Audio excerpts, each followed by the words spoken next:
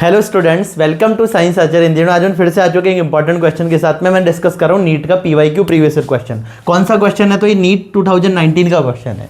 NEET 2019 का अपन question discuss कर रहे हैं। कह रहे हैं अपने को यहाँ पे कक्षक दे रखे हैं 4D, 5P, 5F और 6P कक्षक। इनकी घटती ऊर्जा क्रम में व्यवस्थित करना है, मतलब अपने को इनको इनकी ऊर्जा के घटते क्रम में रखना है। अब अपने को एक बात पता होनी चाहिए, ऊर्जा किसके समानुपाती होती है? ऊर्जा समानुपाती होती है n प्लस एल के।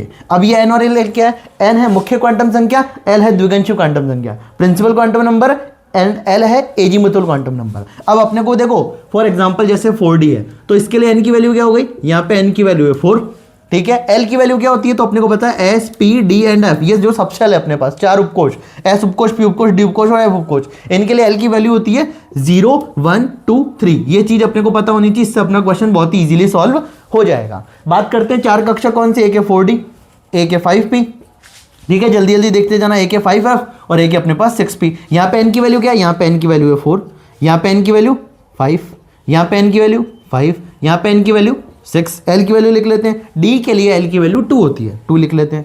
p के लिए l की वैल्यू 1 होती है, 1 लिख लेते हैं। f के लिए l की वैल्यू कितनी होती है? f के लिए l की वैल्यू 3 होती है, 3 लिख लेते हैं, ठीक है। एंड p के लिए l की वैल्यू 1 होती है, तो यहाँ पे l की वैल्यू अपन 1 लिख लेते हैं, कोई कंफ्यूजन नहीं होना चाहिए। अब यहाँ पे 4 2 कितने हो गए? 6, 4 2 6, 5 और 1 6, n प्लस l को ऐड कर लो, 5 और 3 8 और 6 प्लस 1 7। तो अब देखो करना क्या अपने को, जिसके लिए n प्लस एल की वैल्यू ज्यादा, किसके लिए? 6 6 8 7 में सबसे ज्यादा नंबर कौन सा होता है? 8 होता है। तो जिसके लिए n प्लस एल की वैल्यू ज्यादा उसकी एनर्जी भी ज्यादा, और सबसे ज्यादा एनर्जी होगी 5F की। 5F अपने पास दो ऑप्शन में, 5F अपने पास दो ऑप्शन में, मतलब C और D तो हो ही नहीं सकता, A और B। इसको एलिमिनेशन मेथड बोलते हैं, पहले कट कर दो कौन से नहीं हो सकते, पीछे बच्चे दो ऑप्शन अपने पास। अब बात करते हैं उससे कम 7, तो 6P 6P।